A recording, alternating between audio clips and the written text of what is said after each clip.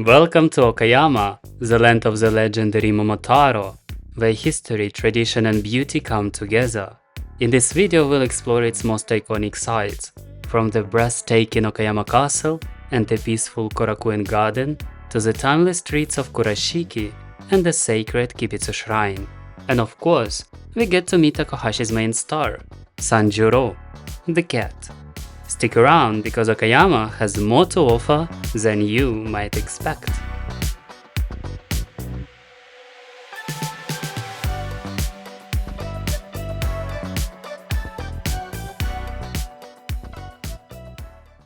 Good morning, I just checked out my hotel and decided to start exploring Okayama City.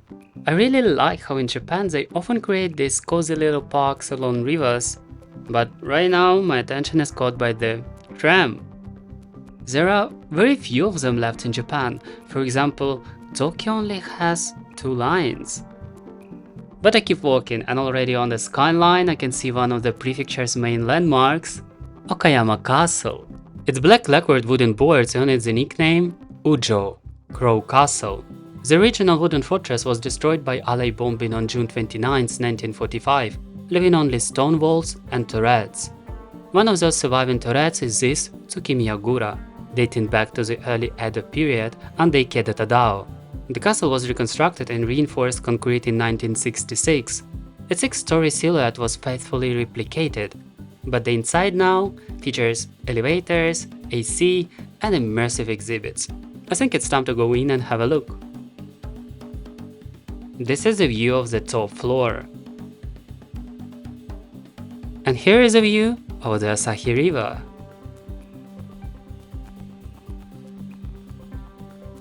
Let me show you a little of the exhibits.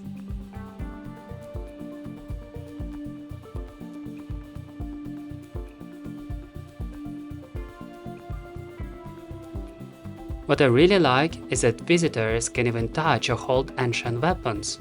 Of course replicas, but still exciting. What I definitely didn't expect to see is a cafe on the 2nd floor. It feels so strange inside a castle, ne? Black castles probably the most beautiful in Japan.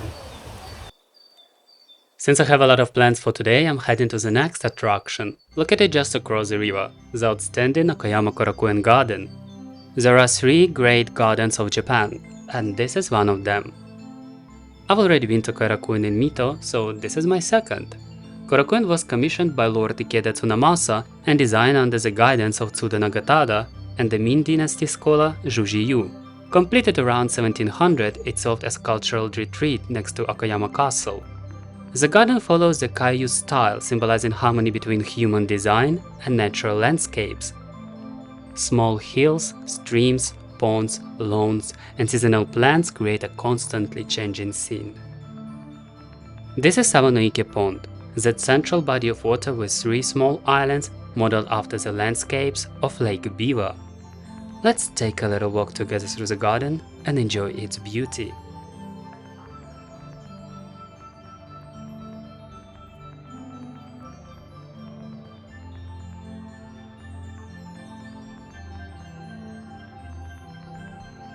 And here is the garden's main structure, an yotei. This building was where the daimyo stayed whenever he left the castle to visit the garden. It was carefully positioned to offer wide views that combine both the garden itself and the surrounding scenery. Right next to it is a no theater stage and Aishanoma Hall. Unfortunately, I can't get closer today. It's already 1 PM, so it's time to finally get something to eat. I picked this cafe because it had a really high Google Maps rating. Both the interior and exterior feels very authentic and charming, right? I decided to sit upstairs by the window. Unfortunately, their menu has no pictures, so I just picked something at random. And this is what arrived. It looks like a typical Japanese dish, but with Ukrainian-style pork fat, salo. My parents would probably be shocked to see me eating this.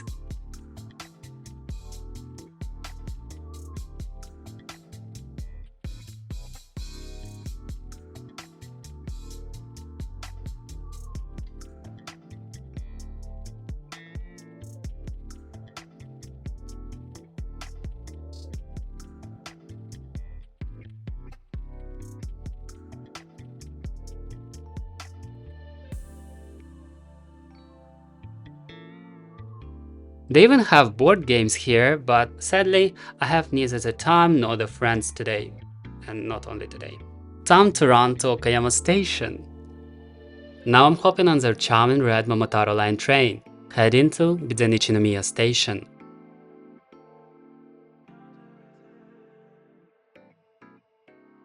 It's time for a little spiritual experience. I'm now heading to Kibitsuhiko Shrine. These stone lanterns, over 11 meters tall, are said to be the tallest in Japan. Kibitsuhiko Shrine, also called Asahi-no-miya, is dedicated to Okibitsuhiko no Mikoto, son of Emperor Korei and legendary conqueror of the ancient Kibi region. He is closely tied to the region of the Momotaro legend. Tradition says the shrine was built on the site of his palace at the foot of Mount Kibi-no-Nakayama after he subdued the local demon Ura, symbolically ending the region's unrest. These shots probably give you an idea of the season when I visited.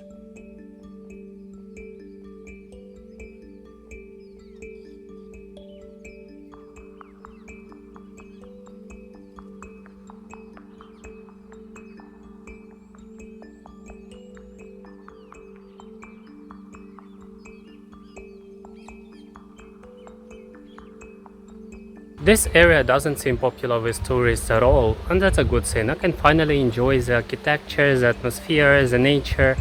And now I'm heading to another shrine, likely even more famous among both locals and tourists, Kibitsu Shrine, also known as Sanbichi-no-miya. I have to climb the stairs to reach the main hall and admire the unique beauty of its architecture. The honden here is built in the rare Kibitsuzukuri style, with its roof shaped like twin wings. Rebuilt in 1425, it's now designated a national treasure. But the most famous part is this 360-meter covered corridor, which links the main and subsidiary shrines. Its layout follows the natural slope of the land, but in a perfectly straight line, a symbol of celestial order. I decided to wander around the shrine grounds, exploring its corners and enjoy the peaceful atmosphere.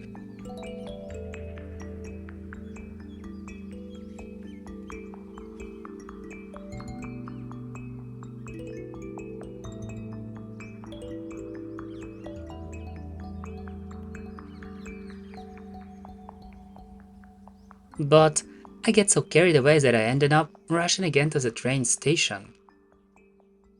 Look at this enormous torii! Probably some of the biggest I've ever seen. But now I face a 40-minute walk through the countryside to Saijō Inari Myōkyōji temple. I didn't expect to find such a shopping street here, but it's completely empty. Everything's closed. Honestly, it feels a bit creepy. Finally, I arrive at the Neo Gate. Look at this massive temple. And yet no one's here. Since this is not my religion, it doesn't matter much to me whether the temple is open for prayers or not. I came here to admire the architecture and learn about an important historical site.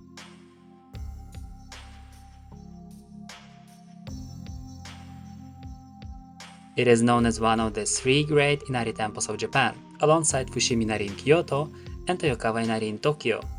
Let's just take a walk around together. It does feel a little spooky, doesn't it?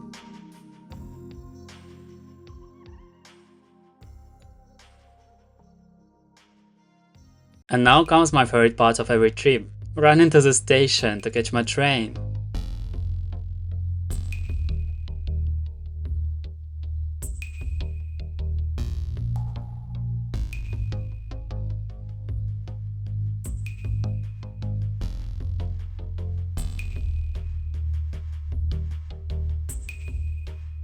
I'm heading to Daikazoku no Yu Onsen. Unfortunately, filming inside is prohibited, since everyone is naked. I usually go to an onsen about once a week, and this one is among the largest I've ever been to. Easily one of my top bathing experiences this year. I definitely recommend it. Good morning again! Today I'm starting my day on a train heading north into the mountains to the small town of Takahashi. I love visiting places with almost no tourists. Just look at these empty streets. See that mountain in the background? Soon I'll need to climb it. But first, I want to stop at this temple. It has a small garden which interests me most. You're probably getting tired of the amount of sacred architecture in my videos, but I really love it. This place though feels different. It looks more like a traditional Japanese private house. Sadly, I couldn't capture a good video of its inner garden, but the atmosphere is very calming.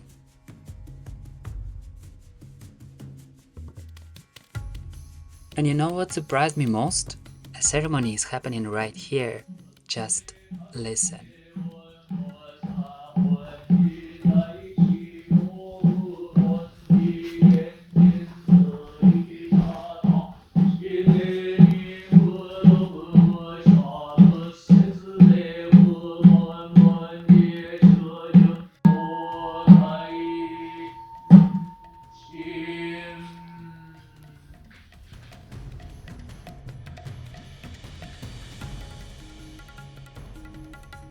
Now I'm walking along an old samurai street, but I'm not so interested in the houses, and I'm not sure I even have time for them.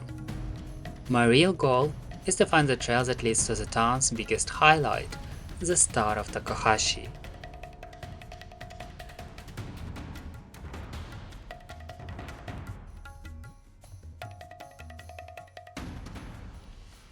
Time to climb this mountain. Every time I hike in Japan, I dream of spotting monkeys, but not bears. And usually, all I find are spiders, insects, bugs, and sometimes snakes or lizards. I really like that Japan often has educational signs along the way, like this one.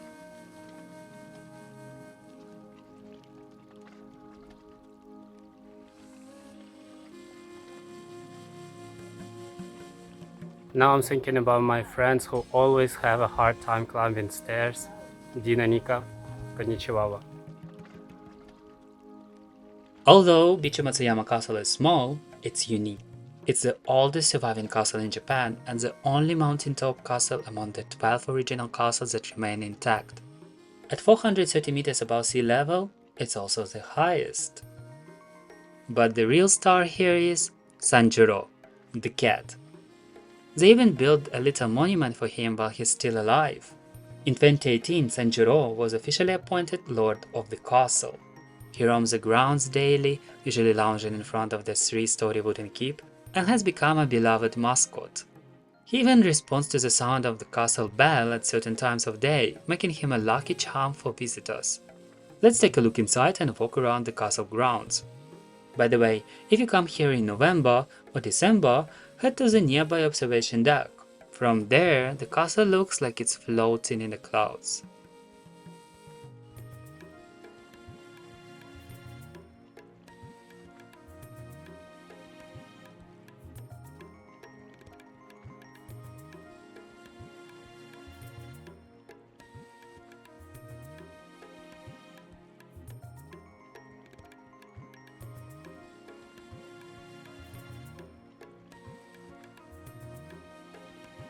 Oh, someone just woke Sanjūrō up.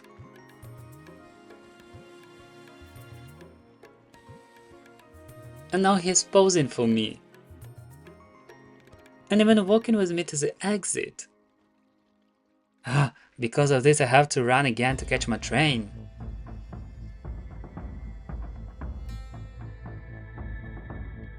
I've arrived in Kurashiki. This is probably the most famous place in the prefecture. Most tourists come here and even skip Okayama city itself. Kurashiki has a preserved canal district dating back to the Edo period, when it served as an important rice distribution hub. I'm walking straight into the historic center. Many of the old warehouses have been turned into museums, boutiques, and cafes. If you've seen my video from Sawara, you might recognize a similar architectural style. You can even ride boats along the canal to soak in the atmosphere.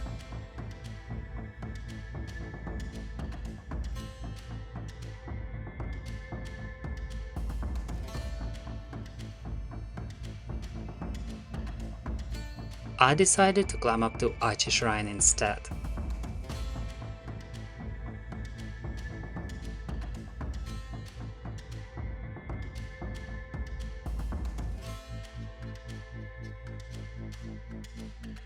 Just a few weeks ago the wisteria here was in bloom. Sadly, I came too late. But the view of Kurashiki Bikan historical quarter is still fantastic from up here, right? And now I'm off again, this time to my last stop today, the town of Kasaoka. Empty streets once again, and it's not even 6 PM yet. I wanted to eat some local food, so I came to Kasaoka to try Kasaoka ramen, but all the places are closed or sold out. Awesome. Don't trust Google Maps. And I don't really know what to do because I'm still super hungry. This is not what I expected, to be honest.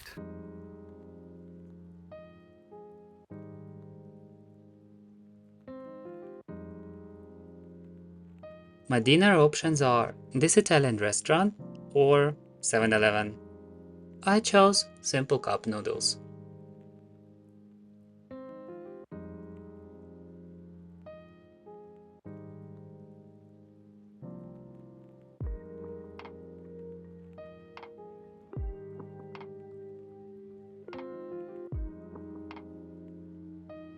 Okayama is also famous for its peaches and grapes, so I decided to try this drink.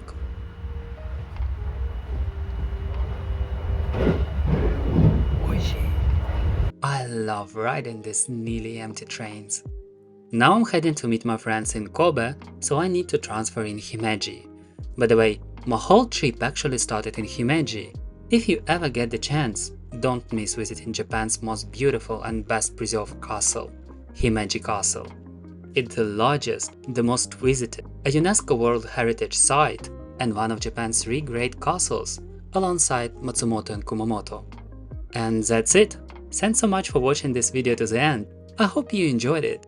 See you very soon. Bye bye!